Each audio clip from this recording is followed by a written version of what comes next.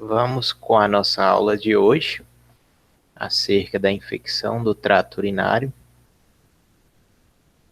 A infecção do trato urinário, para introduzirmos e conceituarmos, é definida como a infecção das estruturas do aparelho urinário, do rim ao meato uretral, causada por uma colonização de bactérias da urina.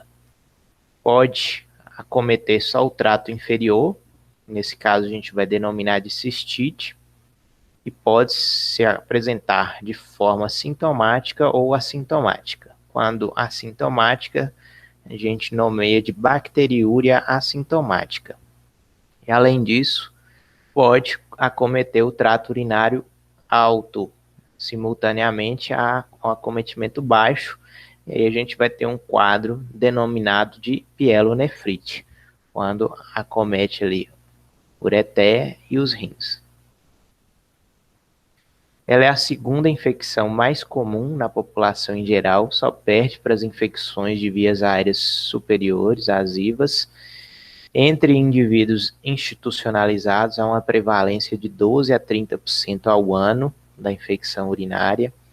O predomínio é amplo no sexo feminino, 50 vezes mais comum do que nos homens, pela questão do fator anatômico, principalmente, né, que a uretra da mulher é mais curta, então predispõe à ascensão de bactérias, até mesmo da flora intestinal, da região perianal, as bactérias enterointestinais podem ascender e levar à colonização dessa urina e levar aos quadros de cistite tão comuns nas mulheres. Assim sendo, a gente tem uma estatística que 30%, então praticamente um terço das mulheres, vai ter pelo menos um episódio de infecção do trato urinário durante sua vida. E nos homens, a gente sabe que a incidência vai aumentar a partir da quinta década de vida, devido às doenças prostáticas, que vão estar mais frequentes a partir dessa idade, e às vezes até de procedimentos invasivos decorrentes dessas próprias doenças prostáticas. E com isso levando a uma chance maior aí, por exemplo, de um paciente com hiperplasia prostática ou mesmo um câncer de próstata, ele acaba tendo uma estase ali de urina na bexiga e essa estase predispõe à proliferação de bactérias e levar aos sintomas e levar a uma infecção urinária aí no homem. E a questão da instrumentação também, às vezes precisa de passar sonda, e às vezes não é feito com uma devida asepsia, e nisso aí pode aumentar as chances também do homem adquirir a infecção urinária a partir da quinta década de vida, principalmente. Quanto à patogenia e etiologia, nós temos que a ascendência das bactérias pela uretra é o mecanismo mais importante, o mais comum mesmo, principalmente em relação às enterobactérias, sendo que a principal delas, a gente vai ver no próximo slide, que é a Escherichia coli, é responsável aí, na maioria das casuísticas, por cerca de 80% das infecções urinárias. A via hematogênica ou linfática fica restrita a poucos e incomuns micro-organismos, como Staphylococcus aureus, a Cândida, a Salmonella, Mycobacterium tuberculose, e geralmente vai acontecer naqueles quadros do paciente com infecção generalizada, secundária a uma sepse, por exemplo, o paciente imunodeprimido também tem mais chance a ter o acometimento urinário, em virtude de uma disseminação hematogênica e ou linfática. As bactérias gram-negativas, reforçando sempre isso aqui, são as mais prevalentes, é muito importante gravar isso, principalmente a E. coli, que nas casuísticas aí 70 a 90% das vezes vai estar presente aí e será responsável pelo quadro de infecção. É digno de nota o Proteus mirabilis, que também está muito prevalente, principalmente nos homens, estão em 24% aí, de acordo com as estatísticas, pode estar relacionado à infecção urinária nos homens, o Proteus mirabilis, e o Staphylococcus saprofítico nas mulheres, em relação à infecção secundária ao coito. Então, estáfilo saprofítico, guardar aí a relação com a infecção relacionada ao coito, e o Proteus mirabilis, que está aí 24% nos homens. Então, essas duas aí é bom também a gente ter em mente. Aqui um quadrinho de um estudo de 2010, mostrando mais ou menos isso que a gente ressaltou ali, ao estudar uma prevalência aí das bactérias causadoras de infecção do trato urinário, foi notado aí a E. coli, 79%, o estáfilo saprofítico em 11%, e as outras bem menos prevalentes aí, 3%, 2%. O quadro clínico ele vai se diferenciar de acordo com a porção do trato urinário que estiver sendo acometida, mas na hito baixa ou na hito do trato urinário inferior, que é aquela ali de bexiga e uretra, a gente vai denominar de cistite. Então, quando sintomático, o paciente vai referir a algúria, olaciúria, nictúria, urgência miccional, sensação de esvaziamento incompleto da bexiga e, às vezes, dor suprapúbica. Raramente a gente vai ter febre, a febre é muito incomum no quadro de cistite, e ela vai aparecer mais no próximo aqui, que a gente vai ver, que é a pielonefrite, que normalmente é uma evolução, uma complicação da cistite. Às vezes o paciente começou com aqueles sintomas ali, não valorizou, não buscou atendimento, não tratou, e evolui para um quadro de infecção alta, que acomete ureter e rins. E vai ser clássico a tríade de febre, realmente alta, superior a 38, calafrios e dor lombar, podendo ter a presença do sinal de Giordano, que pode ser um lado só ou dos dois lados, refletindo aí de acordo com o acometimento ali do rim. E essa dor pode irradiar-se para o abdômen, flancos ou virilha. Então é um quadro que aqui sim já é bem mais comum e bem mais marcante a febre. Às vezes o idoso, o imunossuprimido, a gente não vai esperar tanto a febre. Pode acontecer uma pielonefrite sem febre. Mas num adulto jovem, saudável, para a gente pensar em pielonefrite, é quase que mandatório ter que ter a tríade de febre, calafrio e dor lombar importante. A urina, o paciente vai relatar que está com aspecto turvo, que é devido à piúria, os piócitos, as células ali que estão sendo eliminadas. Pode ter hematúria. Essa hematúria, ela pode ser consequente a só um processo inflamatório mesmo da infecção, mas pode, às vezes, ligar um sinal de alerta para a presença de cálculos associados, principalmente se for infecção de repetição. Um paciente com vários episódios ao longo do ano e que tem hematúria, é mandatório a gente investigar a calculose aí, renal ou de ureter desse paciente que está tendo a infecção de repetição. Mas se é um episódio ali isolado de infecção, às vezes o paciente relata que nunca teve, não deve chamar tanta atenção de cara para cálculo não, porque pode ser só do processo inflamatório mesmo, que aumenta a permeabilidade vascular e extravasa hemácias e sai na urina. Então, se é um quadro ali de primeira infecção, às vezes uma infecção que você classificou como não complicada, não é um sinal de alarme também não.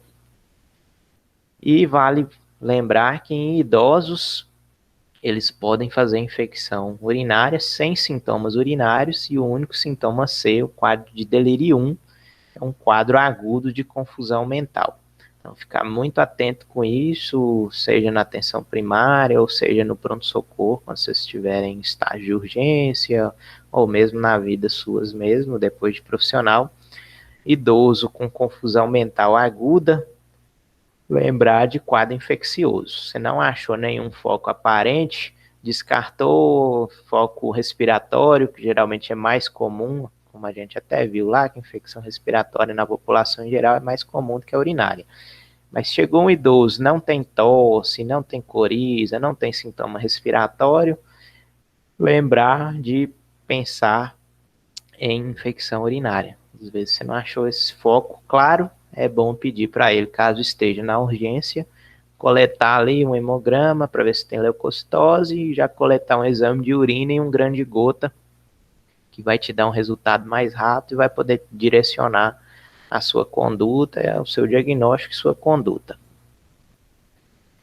O diagnóstico ele deve ser sempre precoce para instituir também o tratamento de forma precoce, porque quanto mais tardiamente institui-se o tratamento, maior o risco desse paciente fazer uma lesão renal. Uma das 3 principais causas de paciente evoluir para insuficiência renal crônica é justamente a pielonefrite recorrente.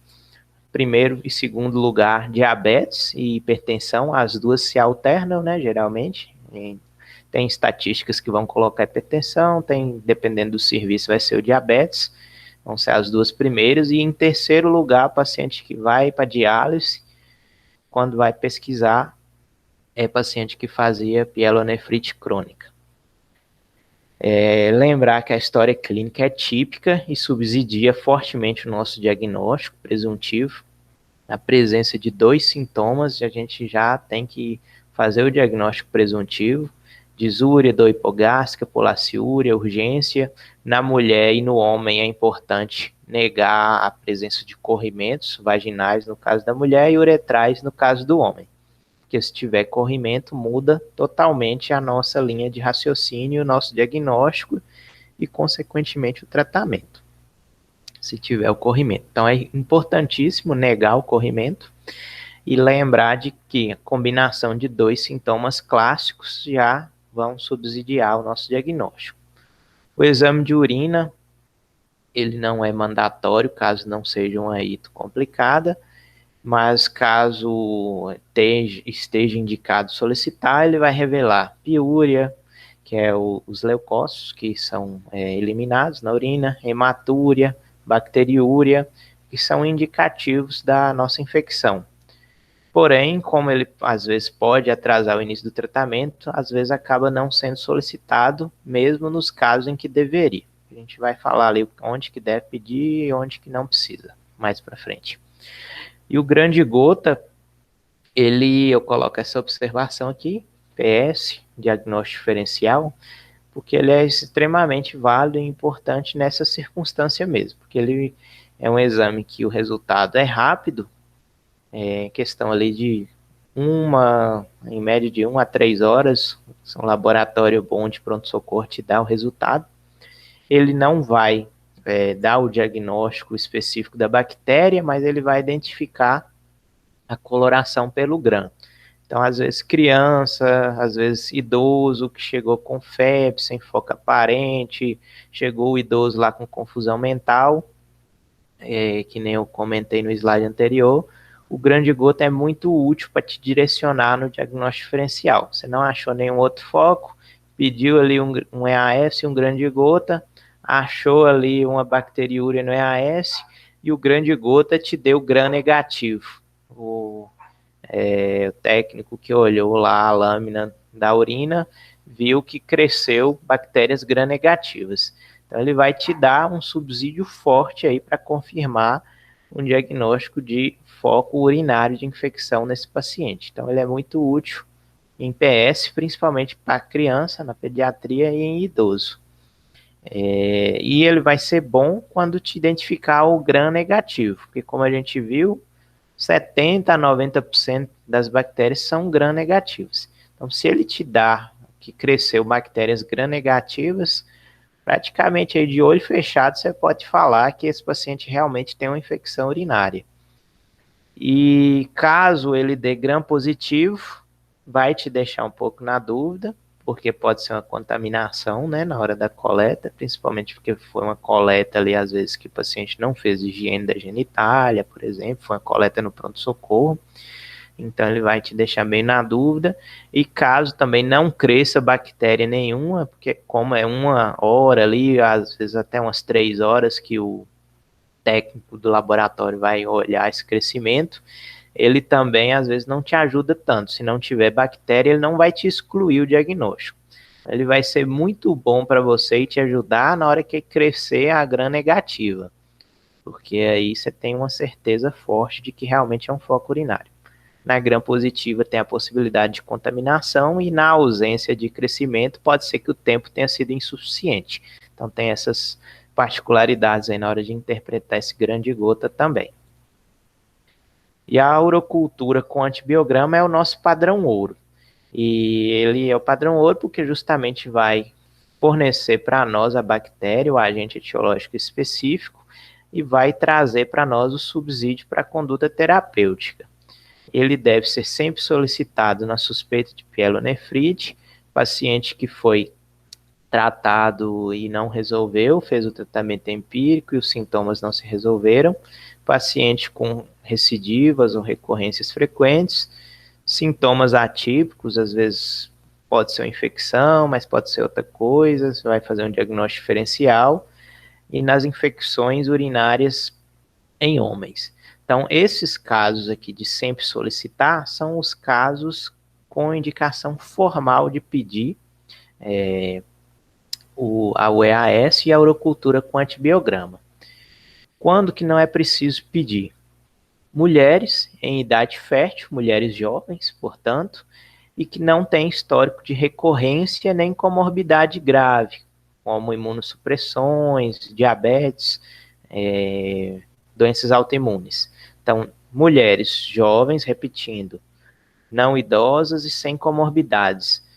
É considerado o quê? Uma cistite, uma infecção não complicada nessa situação. Nessa situação, atendendo a esses critérios, não precisa pedir exame nenhum. A literatura dá respaldo para isso, não precisa. Agora, fugiu disso e se enquadrou nesses casos que a gente listou aqui, sempre é mandatório fazer EAS, urocultura e antibiograma. Então, reforçando mais uma vez para ficar gravado, mulheres jovens sem comorbidades e sem corrimento não tem necessidade de fazer nenhum exame. Qualquer outro caso, comorbidade, idosos, homens, suspeita de pielonefrite, gestante, tem que fazer exame. Agora, o que acontece? A gente não precisa ficar esperando o resultado para entrar com antibiótico. O que a gente orienta? O que seria o padrão ouro nesses casos que precisa do exame? Você vai prescrever o antibiótico para o seu paciente e vai orientá-lo. Amanhã, de manhã, você colhe sua primeira urina, o jato médio, e já começa a tomar o antibiótico.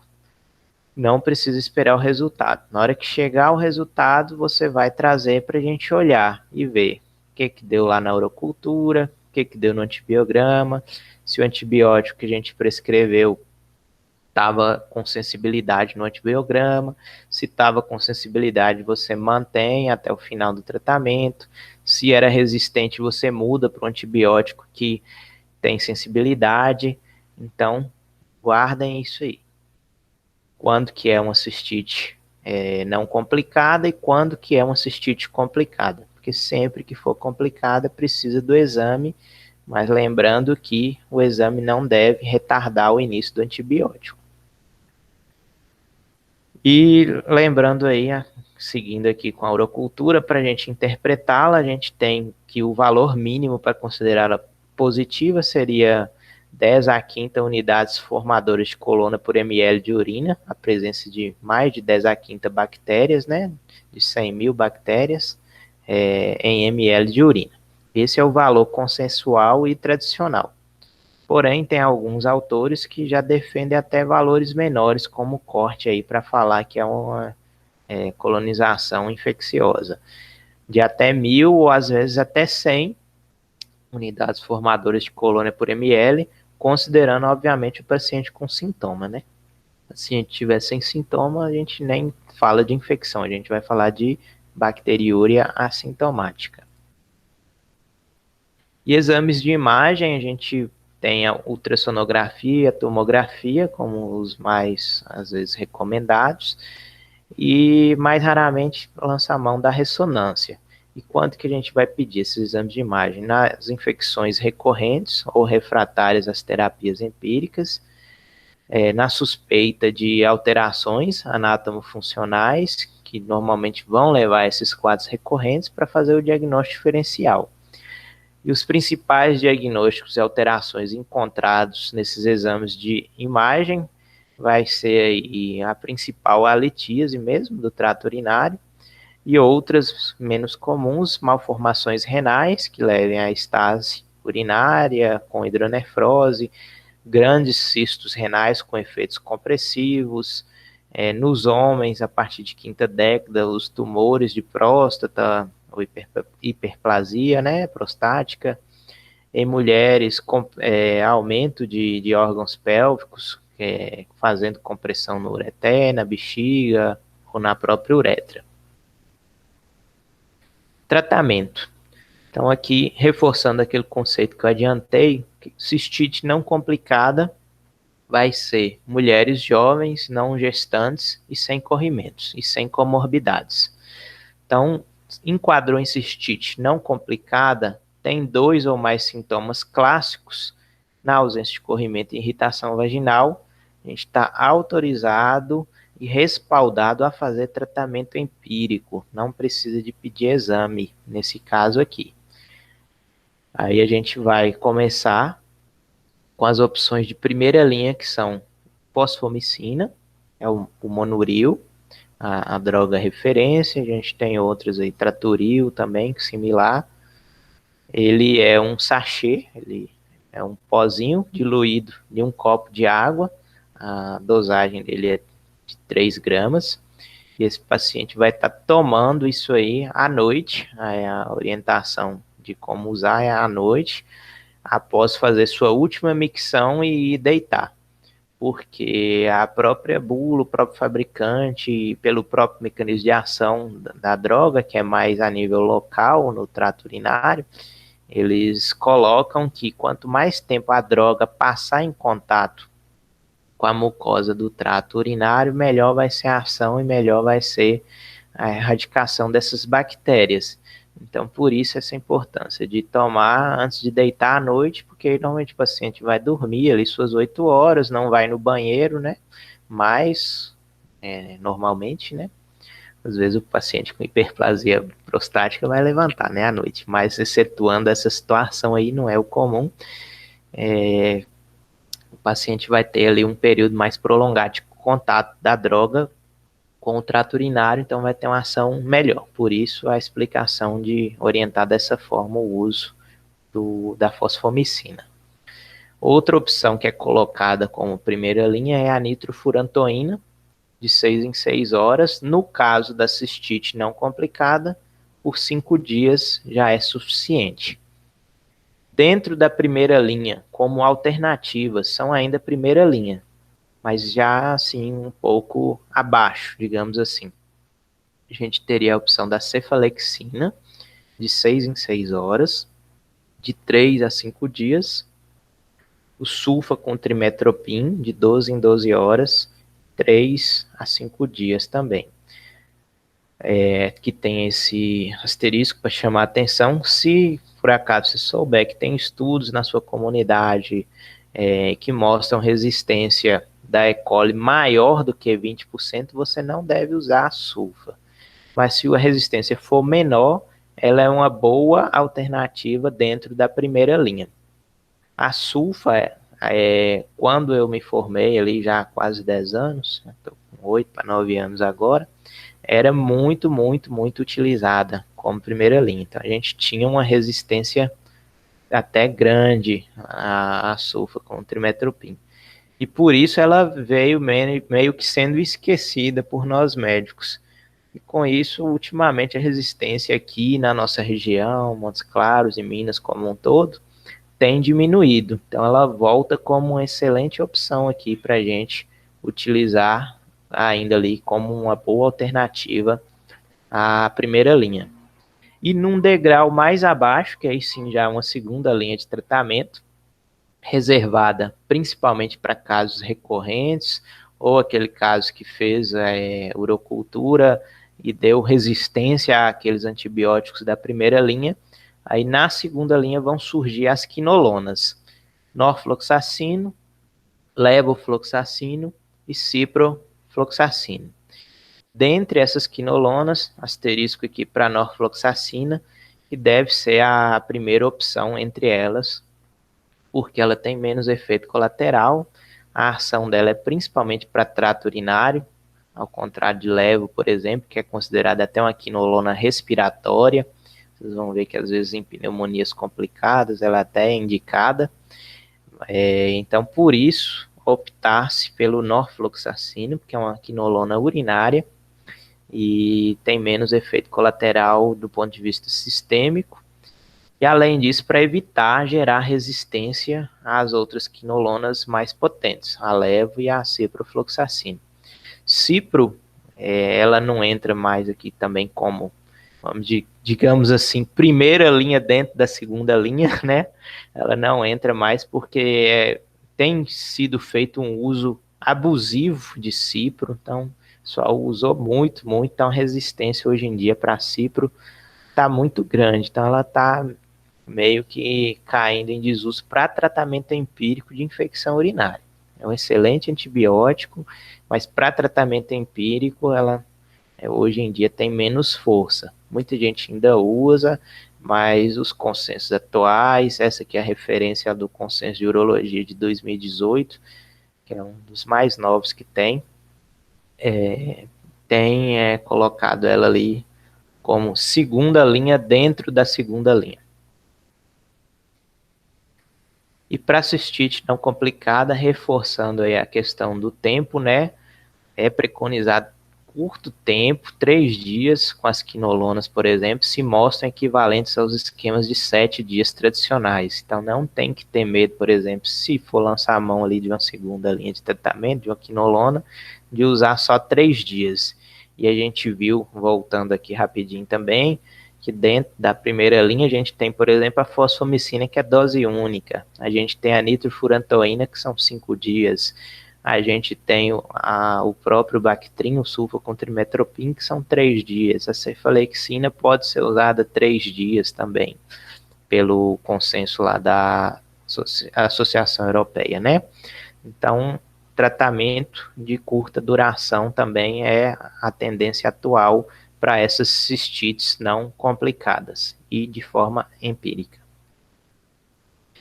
Esse outro adendo que eu coloco aqui sobre a fenazopiridina, que é o Piridium, o nome comercial mais famoso aí, ele pode ser usado como sintomático, porém o uso não deve exceder 2 ou 3 dias de forma concomitante ao antibiótico, devido ao potencial de, somado com o antibiótico, levar a uma nefrotoxicidade.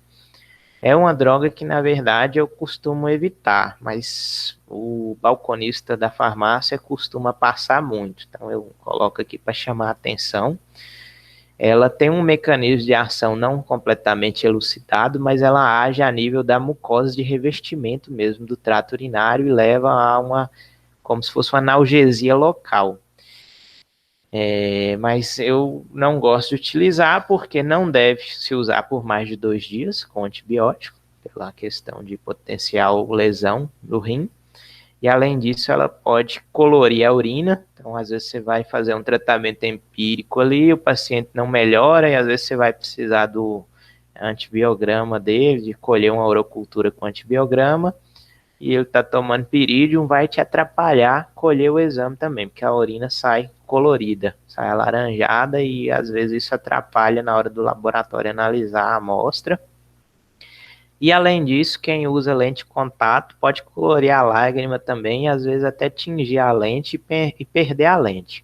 Então é uma droga que eu particularmente não utilizo muito na prática, mas os pacientes usam muito, principalmente paciente de fim de semana, que começou com sintoma ali sexta à noite e não vai no posto porque está fechado, aí chega na segunda lá falando que foi na farmácia e passar Piridium, chegou tomando Piridium, fala que deu uma melhorada, mas que não resolveu.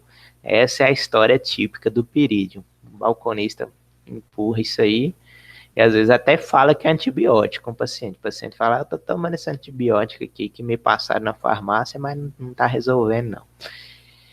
E eu costumo utilizar o que para analgesia? Analgésico comum mesmo, seguindo aquela escala lá dos degraus da analgesia. Se for uma dor mais leve, analgésico comum, uma dor de leve para moderada, é um anti-inflamatório e uma dor de moderada para intensa, às vezes um opioide, às vezes associar analgésico com anti-inflamatório e num caso mais grave até associar os três, analgésico comum, anti-inflamatório e opioide, dependendo de uma dor mais intensa que a gente geralmente vai pegar numa pielonefrite, não numa cistite não complicada.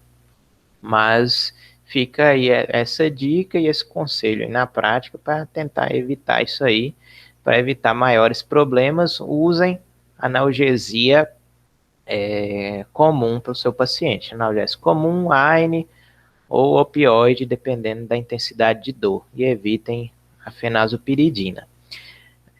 Outra coisa importante, falando de analgesia, é que é um erro muito comum ao se tratar, seja cistite, seja pielonefrite, que nós médicos acabamos pesando a mão no antibiótico e esquecemos que esse paciente tem dor, esse paciente precisa de ter uma inibição da resposta álgica. Então, esse paciente precisa sair, além do antibiótico, com analgésico na nossa receita, na nossa prescrição. Então, tratar a infecção urinária não é só antibiótico, tem que ter analgesia. Isso é muito comum a gente pegar em pronto-socorro. Mulher é o caso típico, né? Mulher, como a gente vê, é mais comum, chega no pronto-socorro, consulta, o colega passa o antibiótico, esquece de passar o analgésico, aí 2 dias depois, a gente tá lá no plantão do pronto-socorro, eu trabalhei 6 anos e meio no pronto-socorro, posso falar que eu vi muito caso assim, chega a paciente de novo, 1 dia depois, falando que não melhorou, tá tomando antibiótico, veio no hospital, o médico passou, mas não resolveu. O antibiótico, na verdade, está fazendo efeito ainda. Tomou 1 dia, só que o colega esquece de passar analgesia para essa paciente. E nisso, ela volta no dia seguinte falando que não está resolvendo nada o antibiótico. E aí a gente tem que explicar, prescrever o analgésico, às vezes, dependendo da dor, tá no hospital, a gente faz uma analgesia venosa ali na hora também, para resolver o problema da paciente e orienta manter o antibiótico, né, que o colega já prescreveu, e iniciar com analgesia concomitantemente. Então lembrem-se disso, nunca se esqueçam de que o paciente tem dor e além do antibiótico ele precisa de analgesia. E além disso, lembrando aqui das medidas não farmacológicas de tratamento. Esse paciente precisa ser orientado a ter uma ingesta hídrica maior, a evitar reter urina. No caso das mulheres, a questão da higienização, né, quando evitar, né, o sentido anal, vaginal, na hora de utilizar a higiene íntima, para evitar trazer, né, bactérias enterofecais para a uretra. No caso da pielonefrite, ou da cistite complicada, ou de homens, né? Então, todos aqueles casos que fogem lá da mulher jovem sem comorbidades vão ser cistite complicada, e todo caso de infecção urinária em homem por definição, graduada como cistite complicada também. Homem nunca é cistite simples, gestante nunca é cistite simples, né? Então, nesses casos, sempre coletar o EAS, a urocultura com antibiograma, antes da primeira dose do antibiótico. Esse é o padrão ouro de conduta, né? Tem que, idealmente, fazer isso com seu paciente. Você prescreve o antibiótico, dá o pedido para ele, orienta a coletar no dia seguinte de manhã, coletou, levou no laboratório, começa a tomar o antibiótico que você prescreveu. Essa é a conduta ideal, padrão ouro, que está no livro. Às vezes, na prática, o que limita isso aí? Às vezes você não tem o exame disponível para o dia seguinte no SUS para esse paciente, e às vezes ele não pode pagar também, apesar de que é barato. É em torno de no máximo R$ 20 um EAS com urocultura com antibiograma. Mas tem paciente que não pode pagar nem isso, né? Então, às vezes limita a nossa conduta diante de uma cistite complicada. Às vezes a gente meio que acaba fazendo só o tratamento empírico sem coletar exame, mas não é o padrão, não é o que é preconizado. E outra coisa importante falar, eu gosto sempre de comentar na hora que eu falo disso aqui, na hora de colocar por escrito no seu pedido, colocar o EAS, que é o exame de urina rotina, elementos anormais da sedimentação, a sigla, e colocar urocultura mais antibiograma ou com antibiograma. Se você coloca só urocultura, já teve situação do laboratório não mandar o antibiograma, eles não fazem, até porque eles recebem menos também, se fizer o antibiograma e não estava no pedido. Então, a verba que entra ou o preço que ele cobra caso o paciente for fazer particular é menor. Então, eles não fazem o antibiograma se você não escrever. Então, já peguei resultado de exame, um EAS lá típico, uma urocultura positiva com E. coli, por exemplo, e não tinha antibiograma para guiar o tratamento. E eles ainda colocam na observação lá. Não foi solicitado no pedido, às vezes o laboratório ainda manda um recadinho desaforado. Não foi solicitado no pedido antibiograma. Aí você está com um exame lá que às vezes você precisaria de um antibiograma e não fez. Então lembrem-se de colocar urocultura com antibiograma. Não fiquem com preguiça de escrever no pedido, não. A mesma coisa, hemograma completo. Já aconteceu situação de colocar hemograma e o laboratório não colocar as plaquetas. E olha que o hemograma ainda é pior, porque o hemograma normalmente é um aparelho automatizado que faz a leitura. Então ele já faz a leitura da plaqueta de qualquer forma. E aí o laboratório, às vezes, te sacaneia ali de certa forma, porque você não escreveu o hemograma completo. Ele te manda só série branca e série vermelha, caso você não coloque hemograma completo. Às vezes pode acontecer isso aí.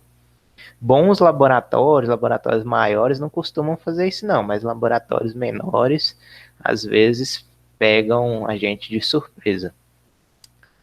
Então, mas voltando aqui à pielonefrite, o cistite complicada, se o paciente estiver clinicamente estável, que é aquele paciente sem náuseas, sem vômitos incoercíveis, sem desidratação, sem hipotensão, lembrando que náusea e vômito incoercível é aquela náusea e vômito que debilita seu paciente, que prostra ele, que desidrata, que leva ele a ficar hipotenso.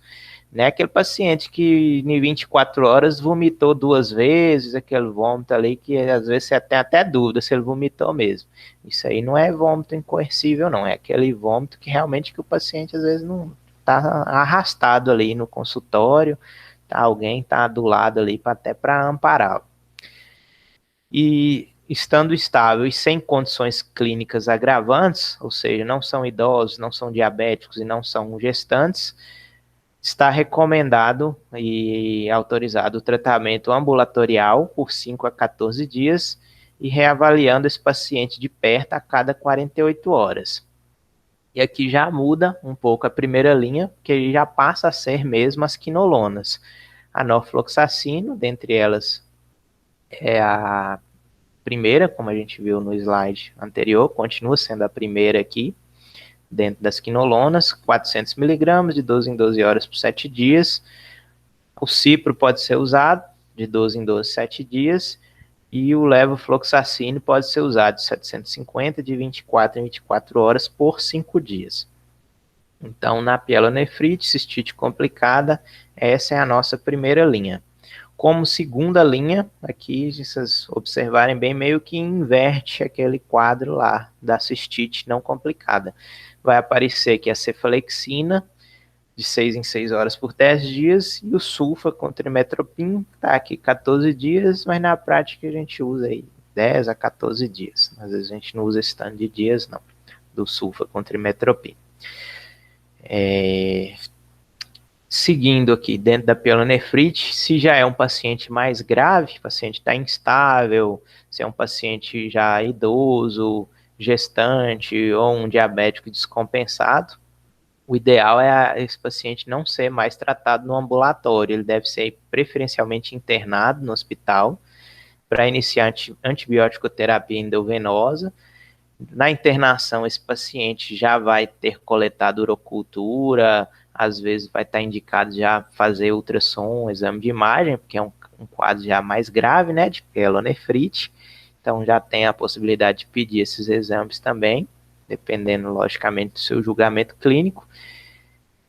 Colhe o exame, né, não espera resultado, da mesma forma que o frisei, não precisa esperar. Já inicia o antibiótico venoso, que esse paciente está dentro do hospital, e ele ficando afebril, ali 48, 72 horas, você já vai estar com seu antibiograma na mão também. Esse paciente pode ser liberado para tratar em casa, com acompanhamento ambulatorial, com antibiótico oral, de acordo com o antibiograma que agora você já tem em mão, passado ali as 48, 72 horas de internação. E aqui só para citar, para vocês terem conhecimento, os principais antibióticos venosos utilizados aí a nível hospitalar, a gente tem o ciprofloxacino, levo, ceftriaxona, cefotaxima.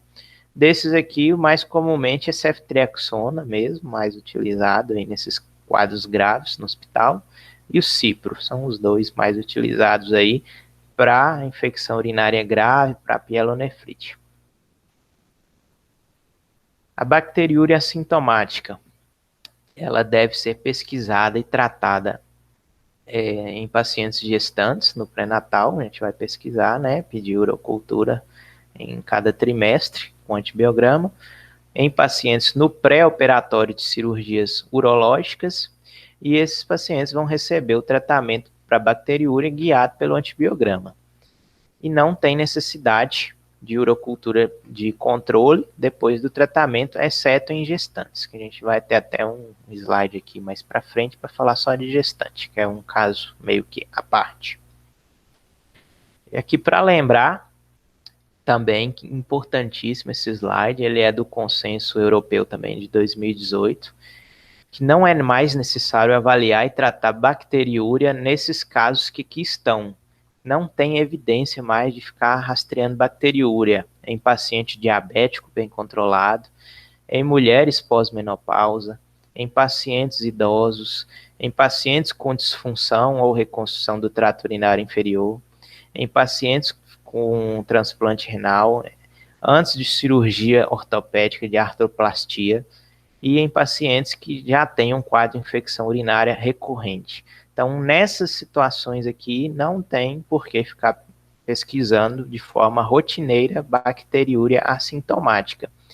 Muitas delas aqui no passado eram indicativos de pesquisa rotineira de bacteriúria assintomática e hoje não são mais. Caiu por terra.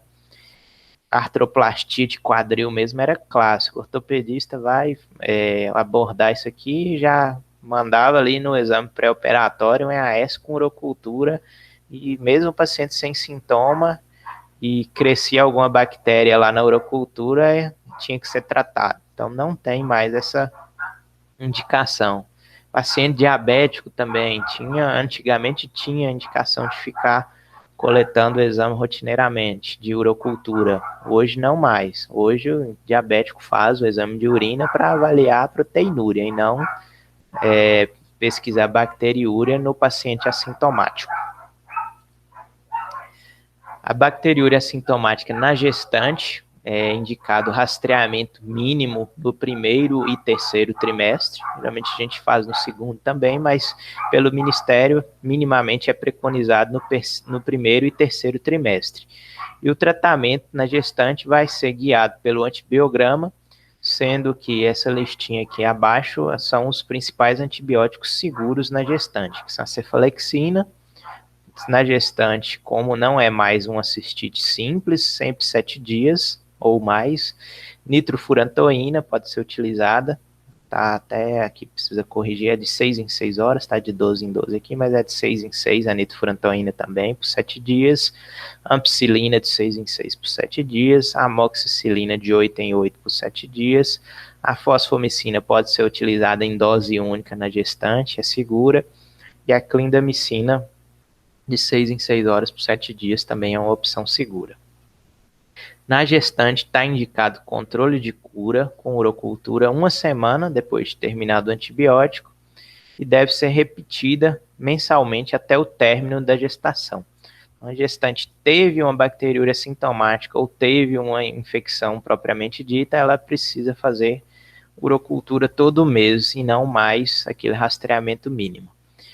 E se 2 ou mais episódios, seja de bacteriúria ou infecção urinária, está recomendado profilaxia antibiótica até 2 semanas depois do parto com nitrofurantoína, uma vez ao dia de 100 miligramas, ou cefalexina de 500 miligramas, uma vez ao dia, até 2 semanas depois do parto. Então, fiquem muito atentos a isso aqui também, que às vezes a gente come mosca. A gestante teve ali uma bacteriúria, depois teve uma infecção, ela tem indicação de usar antibiótico aí até depois da gestação, para prevenir novos episódios e complicações na sua gravidez. Então, atentem-se para isso aqui, que às vezes a gente come mosca.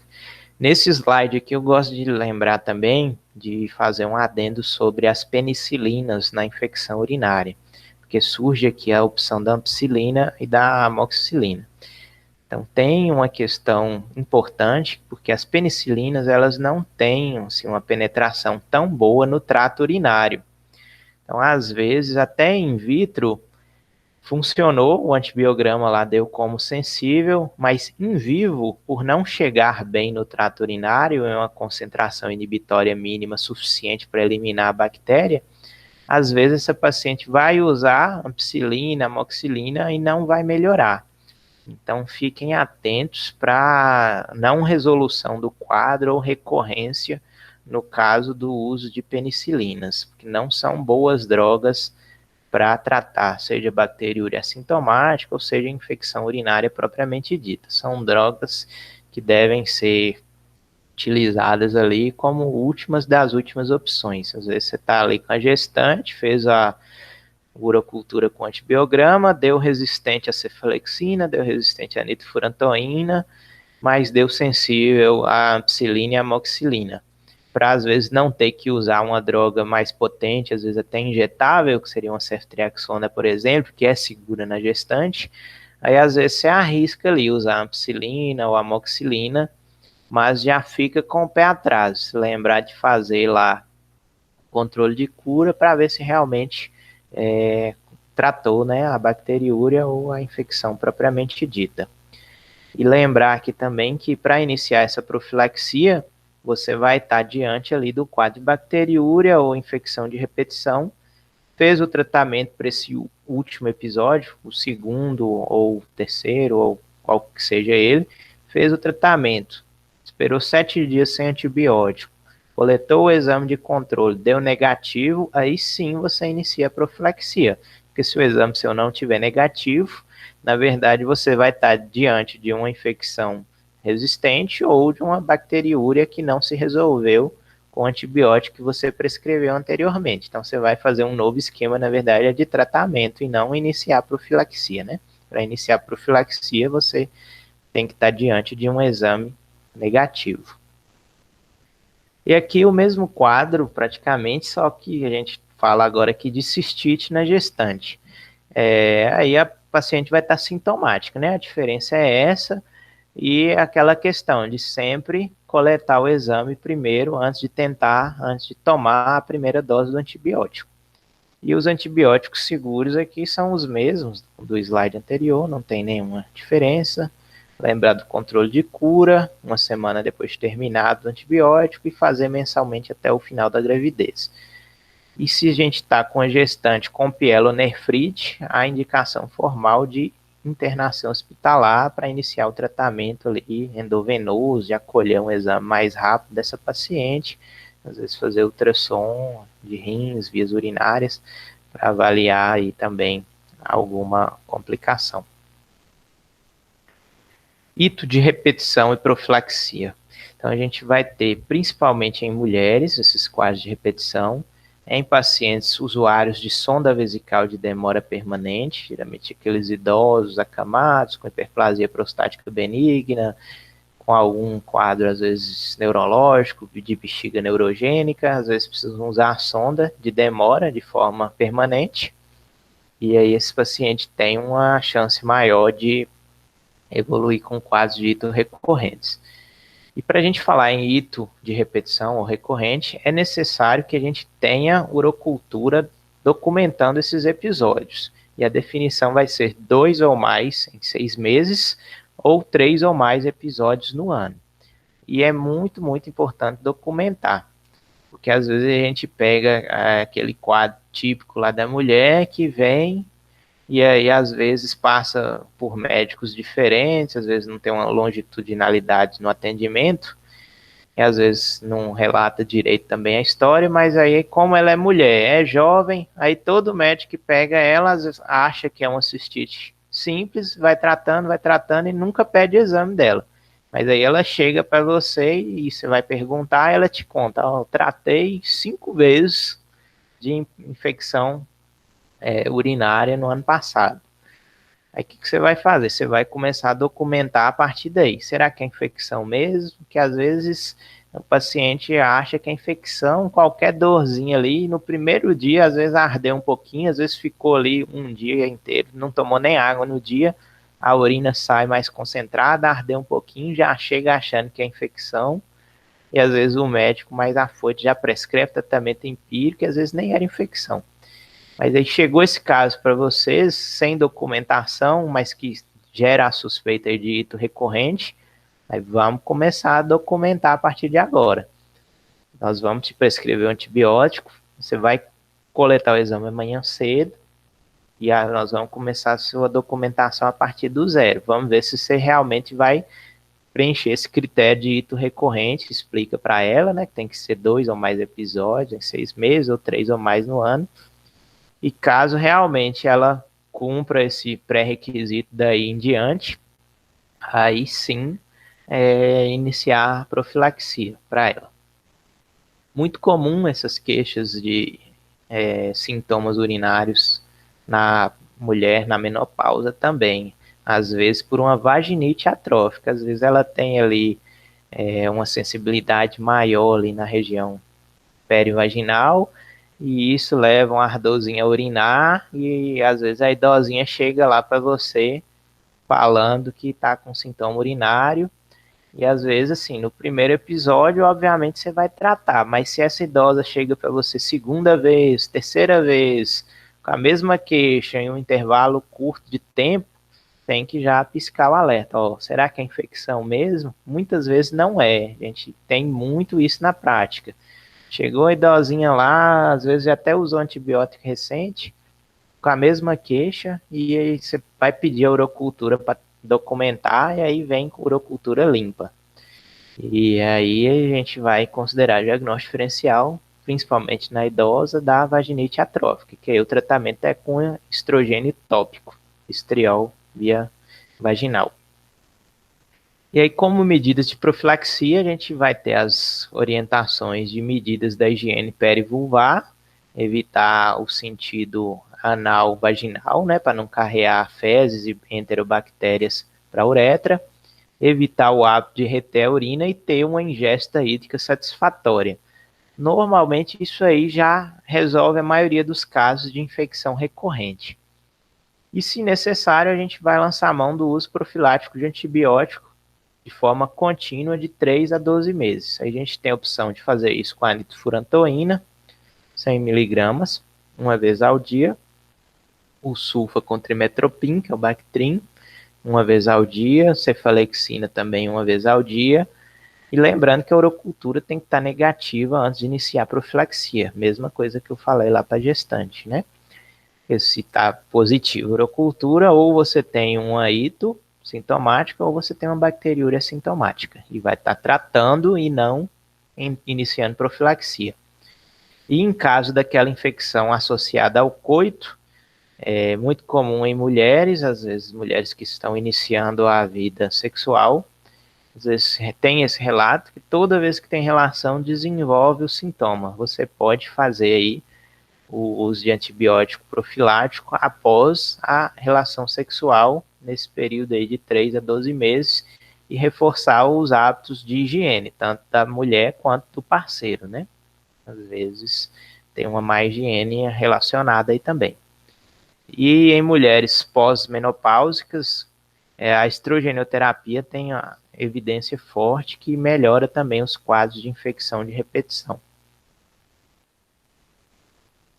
Em homens, como eu disse, vai ser sempre uma cistite considerada complicada, não vai ter aquele critério, né, de cistite simples, que é bem mais raro. Então, ela é 50 vezes menos frequente no homem do que na mulher, e sempre deve ser coletado o exame antes de dar a primeira dose do antibiótico, né? Isso sempre, logicamente, com aquele parênteses, né? Às vezes não é possível, mas não é o ideal começar antibiótico sem coletar o exame. Ficar atento para fatores predisponentes ou agravantes, como prática de sexo anal, comprometimento imunológico, imunodepressão, HIV, litíase do trato urinário, nefro ou uretero, ou cistolitíase, alterações prostáticas, fazer o diagnóstico diferencial com uretrite, porque muda completamente o tratamento, né? Uretrite, vocês lembram lá do quarto período, é clamídia e gonorreia, antibiótico é outro, é ceftriaxona e ácitro, né? Não são esses antibióticos de infecção urinária, então fiquem atentos para isso aí. Avaliar sempre a necessidade de pedir exame complementar no caso de um homem, né? Ultrassonografia, tomografia, ressonância. Às vezes, homem ali na quinta década, principalmente se é segundo, terceiro episódio sugestivo de infecção, necessário fazer a avaliação da próstata desse homem, às vezes encaminhar para a urologia para fazer um toque, para fazer uma propedêutica mais detalhada.